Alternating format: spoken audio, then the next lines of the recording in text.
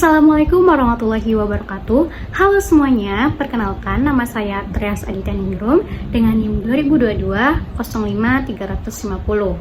Saya merupakan mahasiswa ilmu komunikasi dan merupakan peserta mata kuliah sosiologi komunikasi.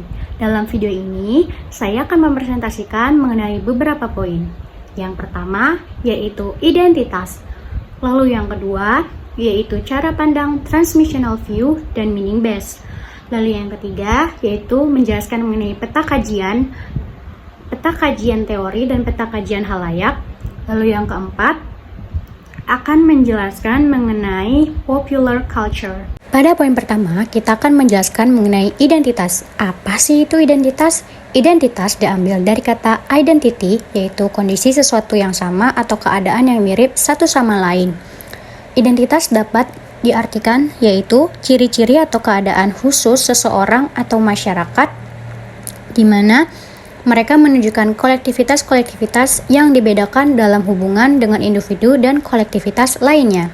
Poin selanjutnya adalah konsep identitas. Identitas merupakan jati diri yang membedakan satu dengan yang lainnya, di mana dalam pembentukannya dipengaruhi oleh sejarah masyarakat, sehingga permulaan mengandung dimensi sosial dan budaya. Identitas dibagi menjadi 3 bentuk. Yang pertama adalah identitas budaya. Identitas budaya merupakan ciri yang muncul karena seseorang itu merupakan anggota dari sebuah kelompok etnik tertentu. Hal ini meliputi tradisi, sifat bawaan, bahasa, agama, dan keturunan dari suatu kebudayaan. Lalu yang kedua adalah identitas sosial. Identitas sosial yaitu hal atau ciri-ciri unik yang dimiliki oleh suatu kelompok sosial tertentu yang berada dalam tatanan masyarakat. Lalu yang ketiga adalah identitas diri. Identitas diri merupakan identitas suatu individu yang berhubungan dengan keunikan dan ciri-ciri yang dimiliki oleh individu tersebut. Hal ini meliputi ciri-ciri fisik, keyakinan, agama, suku, ras, nama, dan lainnya. Selanjutnya adalah identitas dalam diri. Identitas yang pertama yaitu adalah nama. Nama saya adalah Trias Aditya Ningrum. Lalu yang kedua adalah agama. Agama saya adalah Islam. Lalu yang ketiga adalah jenis kelamin. Jenis kelamin saya adalah perempuan. Lalu yang keempat adalah suku. Suku saya adalah Sunda. Lalu yang terakhir adalah ciri-ciri fisik saya. Saya memiliki hidung yang medium atau bisa disebut dengan pesek, lalu memiliki kulit yang putih dan mata yang tajam. Slide selanjutnya adalah diskriminasi dan contohnya. Diskriminasi adalah pembedaan perlakuan. Menurut Theodorson, diskriminasi adalah perlakuan yang tidak seimbang terhadap perorangan atau kelompok berdasarkan sesuatu. Biasanya bersifat atribut khas seperti ras, agama, kelas sosial, dan lainnya. Contoh dari diskriminasi sendiri adalah pengalaman diri saya pribadi. Diskriminasi yang saya rasakan adalah diskriminasi gender. Saya adalah anak perempuan yang memutuskan untuk berkuliah keluar kota, yaitu di Yogyakarta. Dan hal ini selalu menjadi perbandingan atau saya tuh selalu dibedakan gitu loh dari sepupu-sepupu saya, bahkan saudara-saudara saya yang laki-laki. Saya selalu dibilang, kamu itu adalah anak perempuan, kamu itu tidak boleh kuliah jauh-jauh sampai keluar kota karena kamu itu tidak bisa menjaga diri, kamu di sana akan diperlakukan tidak baik dan sebagainya. Sedangkan saudara saya yang cowok itu diperbolehkan untuk keluar kota, kuliah, bahkan kerja dan sebagainya karena dipandang mereka itu adalah sosok yang kuat, mempunyai fisik yang sangat kuat. Walaupun memang fisik mereka kuat, tapi saya merasa didiskriminasi, saya merasa dibedakan, saya merasa diperlakukan beda gitu loh. Saya merasa dilakukan tidak seimbang, padahal saya pun memiliki hak yang sama untuk mendapatkan pendidikan. Selain itu juga, walaupun memang secara fisik saya lemah, tapi saya merasa saya masih mempunyai akal dan pikiran untuk bisa mengelola diri saya untuk tidak terkena hal-hal buruk, atau saya bisa menjaga atau mawas diri gitu loh terhadap diri saya sendiri. Lalu slide selanjutnya berbicara mengenai konstruksi media terhadap identitas. Dengan adanya media baru yang berkembang sangat cepat dan pesat, membantu sekali individu dalam membangun atau membuat identitas mereka gitu loh. Contoh yang bisa saya ambil adalah seperti konten-konten YouTube, konten-konten TikTok. Ketika ada konten kreator yang membuat suatu konten gitu, maka kita sebagai penonton bisa jadi meniru gitu loh, meniru lalu mempelajari bagaimana sih cara dia berpakaian, bagaimana cara dia berbicara dan sebagainya. Hal tersebut akan membantu kita membangun identitas kita. Mau seperti apa sih kita itu? Mau apa sih yang ditunjukkan kepada orang-orang identitas kita itu? Dan itu kan hal-hal yang konten-konten tersebut itu bisa membantu atau menginspirasi kita untuk membentuk identitas apa sih yang ingin kita tunjukkan kepada orang-orang lainnya gitu loh. Baik, poin selanjutnya mengenai transmissional view dan meaning based. Yang pertama saya akan menjelaskan mengenai apa sih itu transmissional view dan contohnya. Transmissional view diambil dari kata transmisi yang artinya perpindahan dan view yang artinya sudut pandang. Jadi bisa diambil kesimpulan, transmissional view adalah proses pemindahan pesan dari komunikator kepada komunikan, di mana dalam melihat realitas media sebagai pesan harus memiliki sudut pandang yang sama sesuai dengan yang diinginkan komunikator. Contohnya seperti ini. Ketika komunikator menyampaikan pesan A, maka pesan tersebut harus tersampaikan kepada komunikan dalam bentuk yang A juga. Jadi komunikan itu harus memiliki sudut pandang persepsi atau memaknai pesan tersebut ya harus A. Nah, bagaimana sih cara kita untuk menganalisis media yang dipakai gitu ya dalam transmissional view ini? Biasanya dalam penyampaian pesan berbentuk teks seperti WhatsApp dan yang lainnya itu memang perkembangannya cepat dan pesat, tapi dalam memaknai pesan jadinya tidak memiliki sudut pandang yang sama antara komunikan dan komunikator. Maka dari itu ada baiknya memakai media langsung, yaitu berbicara langsung antara komunikan dan komunikator, sehingga pesan atau makna yang diinginkan komunikator itu dilihat dalam sudut pandang yang sama dengan yang diinginkan komunikator terhadap komunikan. Seperti itu. Lalu selanjutnya adalah meaning based.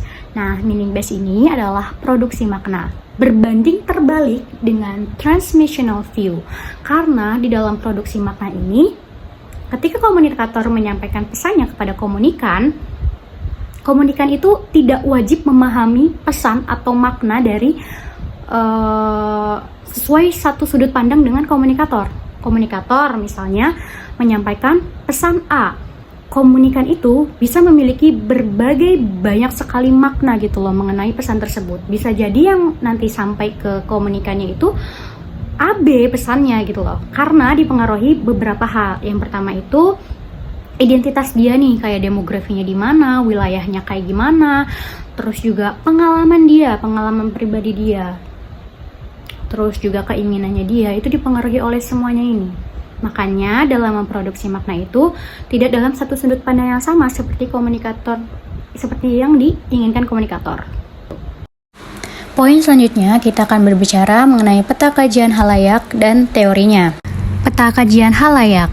Halayak aktif memiliki beberapa ciri-ciri. Yang pertama, dapat menafsirkan dan merespon teks media. Lalu yang kedua, terlibat dalam menerjemahkan makna pesan yang ada dalam teks media. Yang ketiga, sangat memperhatikan teks media. Yang keempat, dapat membentuk opini. Yang kelima, tidak terkena dampak langsung dari pesan.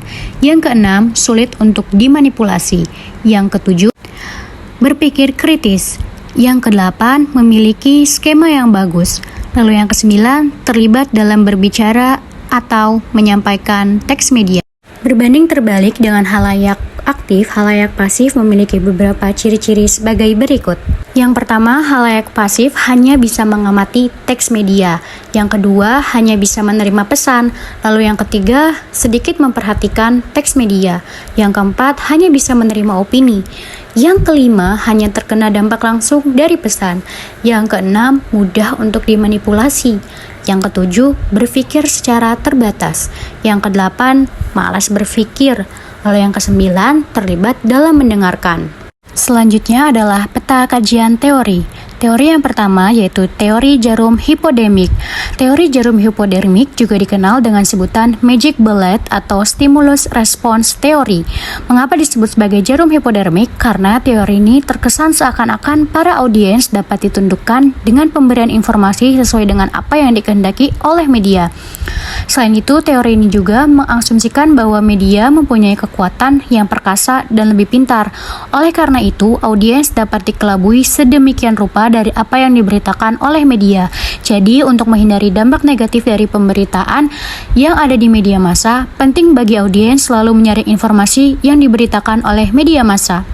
Selanjutnya adalah teori kultivasi. Menurut teori kultivasi, televisi menjadi media atau alat utama di mana para penonton bisa belajar mengenai masyarakat dan juga kultur lingkungannya. Persepsi apa yang terbangun di pikiran penonton sangat ditentukan oleh televisi. Itu artinya, melalui kontak penonton dengan televisi, maka seseorang bisa belajar mengenai dunia, orang-orang yang ada di dalamnya, nilai-nilai yang terkandung di dalamnya, dan juga adat kebiasaannya. Selanjutnya adalah teori alir dua tahap. Teori ini mengindikasi bahwa berbagai macam ide ataupun gagasan seringkali mengalir dari radio dan surat kabar kepada para pemuka pendapat dan dari mereka kemudian disampaikan kepada halayak umum. Oleh sebab itu, kelompok sosial informal mempunyai beberapa tingkatan dalam mempengaruhi orang-orang dan cara mereka memilah isi media serta bagaimana cara mereka bertindak terhadapnya. Selanjutnya adalah teori pemaknaan. Teori pemaknaan menjelaskan bahwa simbol, tanda, teks, dan gambar pada konten media tidak hanya diterima secara pasif, melainkan halayak memiliki posisi otoritas dalam memaknai tayangan berdasarkan pengalaman hidup dan konteks sosial. Selanjutnya adalah uses and gratification. Teori ini dicetuskan oleh Herbert Blumer, Elihu Katz, dan juga Michael Gurevich. Teori ini adalah kebalikan dari teori jarum hipodermik. Dalam teori jarum hipodermik, media akan sangat aktif dan berpengaruh besar, sedangkan audiens berada di pihak yang pasif. Sementara, di dalam teori ini menekankan bahwa audiens aktif berperan untuk menentukan media mana yang seharusnya dipilih untuk memuaskan kebutuhannya. Pada poin terakhir, kita akan membicarakan mengenai popular culture. Apa sih itu popular culture? Budaya pop atau popular culture merupakan salah satu implikasi dampak invasif dari teknologi karena menempati banyak institusi yang memberikan dasar untuk menghasilkan makna baru dan ungkapan budaya baru. Hal ini disampaikan langsung oleh McRobbie pada tahun 1994. Dapat diambil kesimpulan bahwa budaya pop atau popular culture menggambarkan kemunculan sebuah masyarakat di mana media massa dan budaya pop adalah institusi yang paling penting dan kuat. Media massa dan budaya pop mengendalikan dan membentuk semua jenis hubungan sosial lainnya. Budaya pop semakin mendominasi perasaan realitas kehidupan, mempengaruhi pemikiran masyarakat dalam mendefinisikan jati diri dan dunia di sekitar. Contoh dari budaya pop sendiri yaitu adalah skena. Menurut Urban Dictionary mendefinisikan skena sebagai subkultur yang menyebar cukup cepat. Dalam konteks fashion, skena merujuk pada orang yang mengenakan pakaian berwarna cerah, kaos bergambar, dan skinny jeans. Rambut mereka biasanya dicat dua warna, sementara musik yang didengarkan biasanya beraliran rock atau techno. Skena menjadi bagian dari popular culture karena pada pertengahan tahun 2023, skena menjadi trending dalam kiblat fashion masyarakat sekitar dari gaya berpakaian, gaya bermusik, dan lainnya. Lalu bagaimana sih perkembangan budaya populer saat ini? Tentunya perkembangan budaya populer sangatlah berkembang pesat di masyarakat yang urban karena masyarakat urban memiliki akses yang lebih mudah dalam menerima berbagai informasi termasuk dalam mengakomodasi berbagai budaya dan nilai-nilai yang ditransmisikan lewat teknologi terutama lewat jejaring internet. Sekian video presentasi dari saya, kurang lebihnya mohon maaf. Wabillahi taufiq wal hidayah. Wassalamualaikum warahmatullahi wabarakatuh.